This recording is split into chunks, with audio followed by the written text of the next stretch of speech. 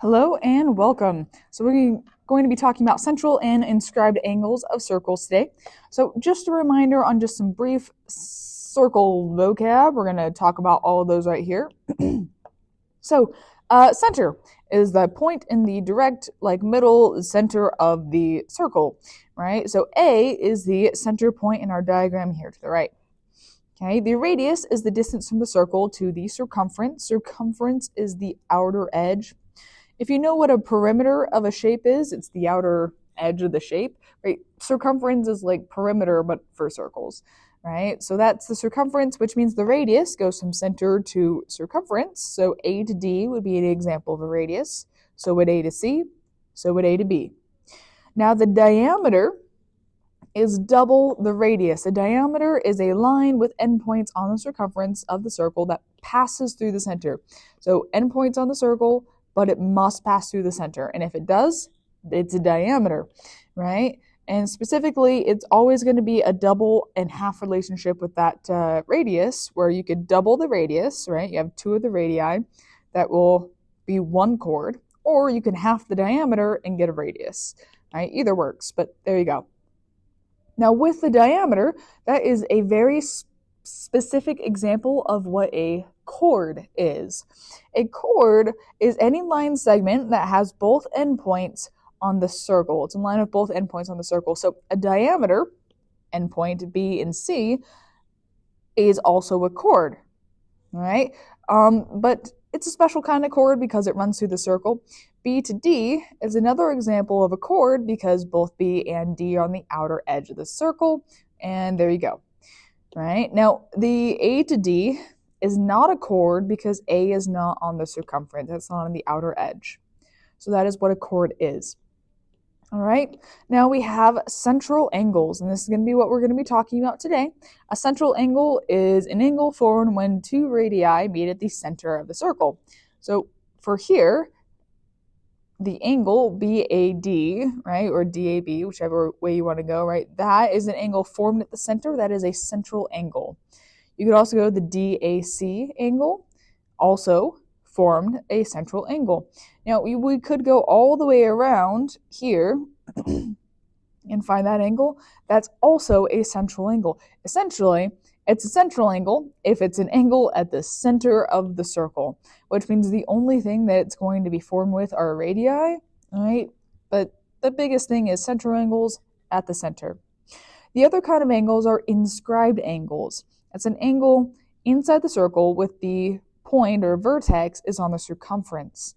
So for example, we have B and D, those are on the circumference. So the angle formed with the chord and radius or diameter right there is an inscribed angle, right? That is an inscribed angle.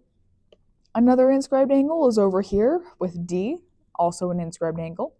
Now, C does not have any inscribed angles formed with it. You cannot form an inscribed angle with the circumference. It must be between two line segments. So do keep that in mind. There is your inscribed angles.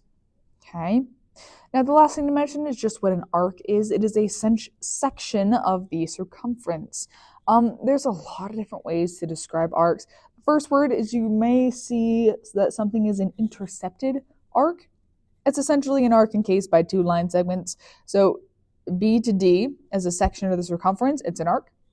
We can also call it an intercepted arc because it is between the segment AD and AB.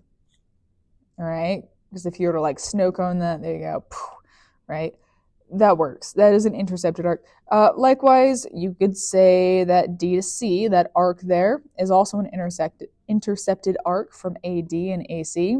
It also works, right? You can also say that all the way down here, well, that whole thing is also an arc. It's a section of the circumference, right? Literally everything can be considered an intercepted arc. There you go. Minor versus major has a lot of different notation and connotations attached to it. Typically, not always, typically a minor arc is shorter than 180 degrees and a major is larger than 180, but that doesn't have to be the case. We'll talk about stuff in the later lessons with circles where we'll have something with intersecting chords And even though that's not necessarily 180, right, sometimes we'll call this left the major arc in comparison to the right because it's larger, right? There's a lot of varying stuff with those. That's a very tentative definition. Just know major is larger than minor. There you go. Notation for arcs. So let's say I wanted to notate the arc on the circle. Let me get a highlight and show you. Let's say I wanted to notate, this arc right here, that entire section of the circle. Well, I would start at either D or C, and then I don't want to go to C next because we don't want someone to accidentally mistake going that direction. So we want them to go this way, and we're going to pick a point along the way, B, and then that'll go all the way over to C. So that would be the notation. You either see like a little curve at the top there, that would mean arc. Sometimes I've seen it where they kind of use like a hat symbol. Either works, okay, but it's technically more correct to use that semicircle-y curve. But that is going to be your notation, is that curve or hat at the top. Okay, so that is everything vocabulary. Hot second. Let's actually get to the what are the properties now. So central angles. So reminder, the sum of all central angles, right? Literally, if you wanted to ask rotation degrees for a circle, 360, right? 360 degrees to go all the way around. Now, the property with the central angle is that no matter what your central angle is, right, the measure of the arc that it creates is the same, right? So whatever that is, the measure of this arc is the same. Now be careful, we're talking about the measure of the arc, not the length, the measure. Length is going to be something totally different. We'll talk about it next time, but we're only talking about angle and arc measures today. All right, so first off, let's just do an example. So A to D is a diameter, important information, let's keep that in mind, right? And then we're told that the angle of CED, so this angle right here, is 137 degrees. And then we're told that the measure of arc, AB, which will be this one right here, is 78 degrees. And it wants us to find all this information. So first off, what I think to myself is, okay, 137 is a central angle, right? And if we follow the two radii that meet to create that angle, the arc for that angle is C to D. And central angles say that if that's 137, the measure of the arc is also 137. That means if the arc is 78, the angle it stems from is from 78 as well. Okay, you say, great, that's all the information we were given. How do we find the rest? Well, using that last piece, it wasn't a number, but it certainly helps us find the rest of them. We know that AD is a diameter, meaning diameter implies that it's half of the circle, half of 360, 180. You also happen to know that along a straight line, angles add to 180. Yeah, that's still a thing here, right? So this angle right there, right, if the whole thing is 180, then that little angle, let me use a different color, is going to be 180 minus the 78 here. So in other words, that's going to be 102 degrees.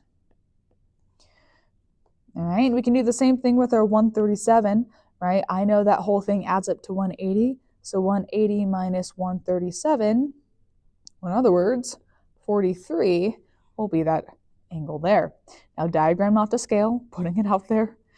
Okay, and then central angles, right? If this is 102, the arc is also the measure of 102. If we have a measure of 43 degrees, its arc is also 43 degrees. There you go. Okay, and that's literally all the information. So it's just a matter of filling it in. So the arc from A to C, well, A to C is this arc right there. We just found that to be 43. So 43 degrees. The measure of angle D to E to B, D, E, B. So in other words, this angle there, we know that's 102. The measure of arc BDC, so B goes to D, goes to C. So that's going to be the 102 plus 137. All right, it spans over both. So in other words, that's going to be 239 degrees. All right, and then the next piece, we are going to be D to A to C. Now keep in mind, this is in order. D must go to A before it hits C. So D will go to A before it hits C. So it's essentially talking everywhere around the circle except that 137-degree arc, right? Everywhere but that. So we could find this one of two ways. You could say 360 minus 137, that should find the remainder. Or you could add up all of the arcs it does go over, so 102 plus 78 plus 43, right? Either are going to get you the exact same number, you will get 223 degrees. There you go. All right, example B. First off, A to D, this thing right there is a diameter, helpful to keep in mind. The measure of angle AB, arc AB, is 54 degrees. Right, the measure of angle CGD, so that angle right there, is 93 degrees. The measure of arc E to A, which will be this thing, 91 degrees. Again, not to scale, putting it out there. All right, and now it's just a matter of filling in the other information. So I'm just going to do this a little bit faster now. If the arc's 54, central angle is the same. So 54 degrees. We also know 93 is that angle, so 93 is this arc. And then same thing that we did before, because we have that straight line for the diameter, we know it adds up to 180 for those angles alongside it, or you could say that the arcs add up to 180 because it's a diameter. Both work. All right, so for this one, we're going to be able to say 180 minus 54 minus 93 is our arc right there, which will be 33 degrees, which means its angle is also 33. And then last but most certainly not least, we're going to have this last piece over here. I'll just use purple. I know that this whole thing adds up to 180, so it's going to be 180 minus 91 is going to be the remaining piece. So in other words, that should be, 89 degrees? That means that is also 89. And there you go. That's all the information. Let's actually find what it's asking us. So measure of angle BGC. BGC. There we go. So 33 is going to be our first answer. Next one is finding the arc from E to D. We found that. That was 89 degrees. There we go. The measure of arc EAB. So E goes to A, goes to B. So that'll be 91 plus 54. So in other words, 145 degrees. Right. Next one, we have the measure of arc ADC. So A goes to D, goes to C. So A must go to D before C. So there is arc ADC. So we can essentially do 360 minus the 54 and 33, or we can add up the arcs we do have. I'm just going to add them up. So 91 plus 89 plus 93. So 180 plus 93. So in other words, 273 degrees. Last but not least, we have the measure of arc DBC. So D goes to, wrong direction, goes to B before it can hit C. So we know it's going to be rotating down and over and not up because it has to hit B before C. So we can do 360 minus 93, or we can add up all the other arcs. I'm too lazy to add up four numbers, so I'm going to do 360 minus 93. So in other words, 267 degrees. And there you go. That's central angles in a nutshell. Okay, so back page, inscribed angles. So property with central angles, that whatever the central is, so is the measure of the arc, right? Inscribed angles say that whatever the measure of your arc is, so if this is a central angle of 80, we know the measure of the arc is 80. Let me do this in a different color to make this really obvious. right? So if that arc is 80 degrees, well, we can say it's an intercepted arc from those two radii, or you could also say that it's intercepted from the two chords B to G and G to C, right? I like to call this phenomena snow coning. No, that's not official. That's just what I say myself, because I think of this as like kind of like the cone and then like the little, round snow at the top. That's what I think of it, so I call it snow coning. So essentially, if you snow cone that out, you'll notice that the angle for your inscribed angle, remember inscribed is an angle formed at the edge of the circle, right? That angle there, by property, will be half of whatever the measure of the arc is. So central angle equal. Inscribed angle will be half of the arc, or you can double the angle to get the arc. So it's a double half relationship. So double the small, get the big, or half the big, get the small. Either works. Okay, let's do some practice with it. So it says find the missing arcs or central angles for the given information. So the measure of W to X arcwise is my goal. Okay, find what that is, given that you know that this is a diameter, and we also know 43 is down here. Well, first off, 43 is an inscribed angle, and that's always the first question I ask myself, is what kind of angle do I have? Inscribed. Snow cone it, right? Follow it out, and this is the arc, X to Y, from your angle. Well, double the angle, get the arc, right? Double the small to get the big, so 86 degrees is the measure of X to Y. Well, how can we use that to find our red missing arc from W to X? Well, I just happen to know that I have a diameter. Diameter implies half of the circle, and the circle is 360 degrees, which means that this entire portion is 180. And if that's 180, and I just happen to know that is 86, that means that our missing arc is 180 minus 86, or in other words, we're looking at a 94-degree measure for our arc. Okay, so the measure of W to X equals 94 degrees. Done. Okay? Example B. This one gets a little more interesting. So we have a 190 is the measure of the arc right there. We have 20 is the measure of that arc. And then we have the angle of 55 degrees right there in the corner. So first off, the first thing that I see is 55 degrees is a inscribed angle. So I'm going to snow cone it, right? See what it goes to. And that is the arc from L to N. Double the small, get the big. This was 110 degrees down there. Right? Then double an inscribed angle, you get the measure of the arc. Okay? And you'll notice that's literally every part of the circle except the arc from M to L, which means that if I do 360 minus the others, or add up what we have there, so 190 plus 110 plus 20, right, we get the measure of the arc, which should be 320. Wait, take that away from 360. Oh, so awkward. So 360 minus 320. Almost made a mistake there. All right, and that gives us 40 degrees. And there you go.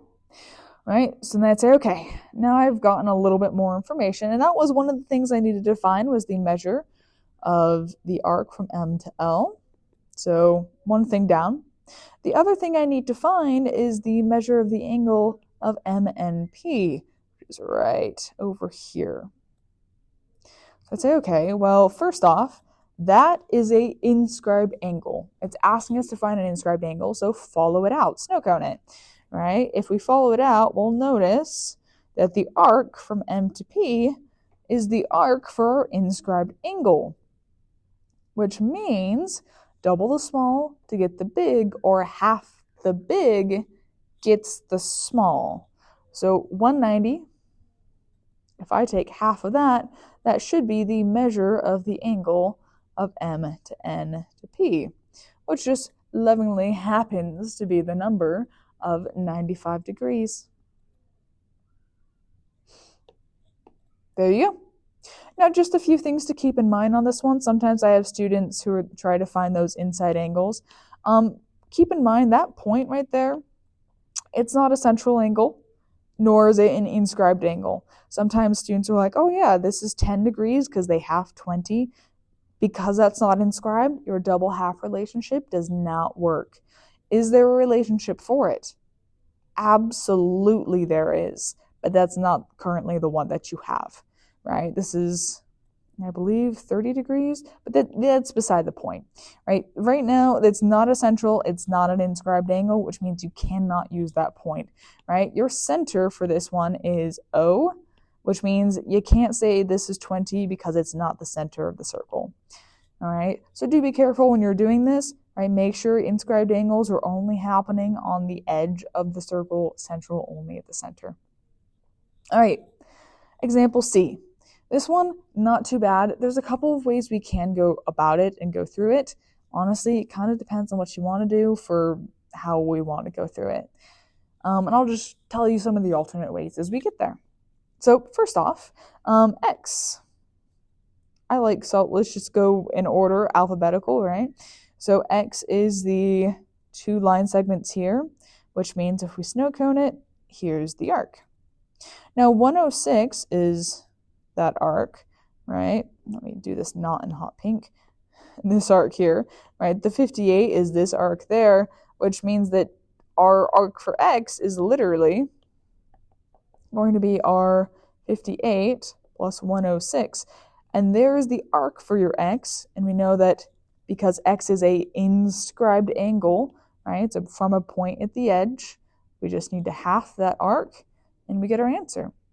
So 58 plus 106 is going to give us, I'm totally blanking on that. Let me double check this in a calculator. I don't want to accidentally. Oh, 164. I knew that, and I knew that I knew that. Whatever, it's fine.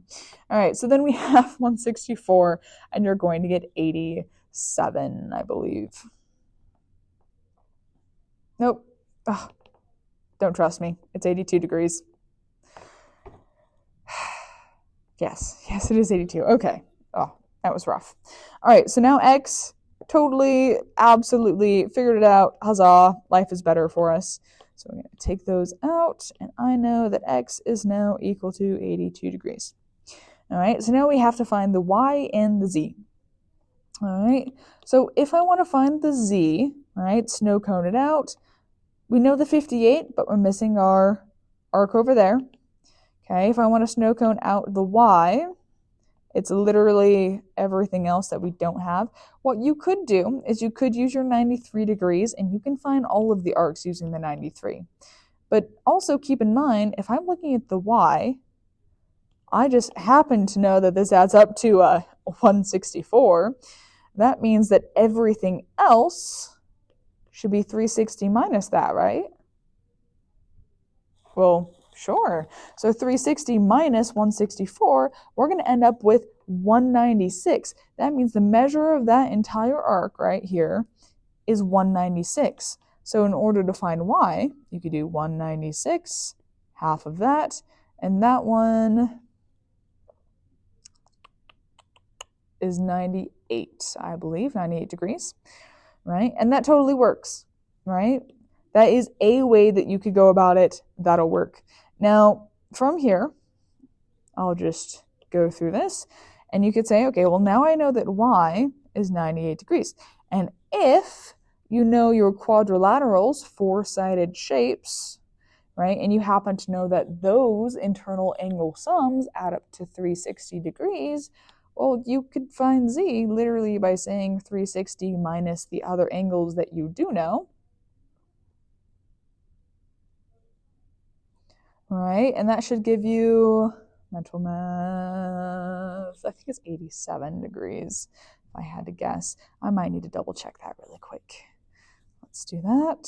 So 360 minus our 93 minus our X, which was 82, minus our Y, which was 98. Yeah. Oh, okay. Maybe trust me. All right, so there you go. There's your X, there's your Y, there's your Z. Now, let's say that you didn't recognize that and you're like, wow, that's nice.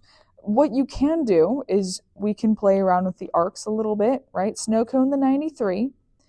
That means this arc is going to be 186.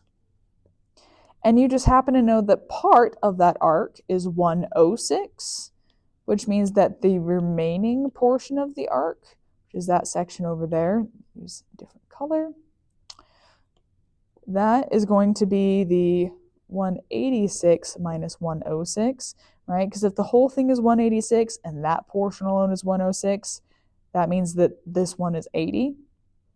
And then you could literally add up to 360, right? 360 minus the 80, 58, 106, right? And that gives you the last piece of the arc, which I believe is 116 degrees. And that way you could find all the variables and you wouldn't have to do the quadrilateral property. Okay, so that is a couple of different ways to go about it. There you go, though. All right, D. This is about as crazy as it gets. There is a ton of information that we can find with this, so I'm going to do something a little bit different, and we're just going to go through this. The measure of J and I is my goal there, right? The J to M arc is my goal for the next one. Measure from M to K, use a different color, which is that arc right there. Measure of L to O, which is this arc right there. And I'm purposely going off the circle so I can see that green a little bit easier. The measure of arc K to I is right there. And then the measure of LKO, which is actually marked on there a little bit for us, but it's right down there. Okay, those are our goals. So there's a lot we can do, but this is the bare minimum. So what I would do is I'd say, okay, let's look at the information we're given. What do we have actual numbers for? Well, we have an 18 over here, which tells me a couple of things. If I try snow coning it out, right, we have the points J and L, which we can snow cone there, which you'll notice H is the center, right? Because you're told that J to I and L to K are diameters. That means H has to be the center. That means the central angle here is 18, which means vertical angles, that's 18. And you'll notice that if you snow cone that out, that just happens to be your K to I. So we could find it that way. I'll show you another way to find it in a second. Okay. Another number that we have is 39. That is the angle right here at our inscribed angle I, which means if we snow cone that out, you'll notice is our J to M arc we need to find, right? Which means double the small, get the big. Doubling 39 gives us 78 degrees. There's another. All right. Now we are also given other important information like, J to I being a diameter, which means that entire section of arcs, everything from J, M, K, I, that arc has to be 180. And if I just happen to know that that's 78 and that's 18, then that means that your remaining arc down here must be 180 minus 78 minus 18. So it is what? 102 minus 18, 84 degrees, I believe. Now, let's say that we didn't have that 18 from the central angles. How would we be able to get it otherwise? Well, you just happen to know this and this. And you just also happen to know that L to K is another diameter, meaning this whole thing adds up to 180. You could have found the 84 the exact same way. And then, knowing that you had that 84 from the other diameter, then you could have said, hey, that's also a diameter, and do another 180 minus to get that 18 over there. Either way, diameters are the best. That's how you found all that missing information. Couple of ways to do it. So there you go, 84 degrees. Now we just need to find our L to O. Now there's one more given piece of information we haven't used yet. Let me take out a couple of these extra highlights. And that last thing is the 46 over here. All right, so we have the 46 and we have 18, wink, wink, wink, wink, and a diameter. Literally, the only thing we don't know is the arc we need. You can literally just say 180 because of the diameter minus 18 minus 46 is our L to O arc, and that should be 116, I believe. 116 degrees. Now our LKO, all right, LKO, remember down here. Now that we know the 180, right, if we snow cone this down, you'll notice that is the angle for our inscribed angle we need for LKO. So in other words, half the arc, get the angle, half of 116 is 58 degrees. There you go. And the last but not least is JNI. There's no numbers directly for it. Let me clear everything else that we have here to make this easy to see. This is my goal. Snow cone it out. And you'll notice that's this whole arc right here. Hopefully you've noticed this by now. J to I is a diameter, which means what does that whole arc have to be? 180. Right? N is an inscribed angle. It's an angle at the edge, which means that you half the arc, you get the angle. Half of 180 is 90 degrees. And that is all of the information we needed to find. Was there more? Yeah, we could have found more. But that was the bare minimum we needed for this one. But there you go. All right. Thank you so much for watching.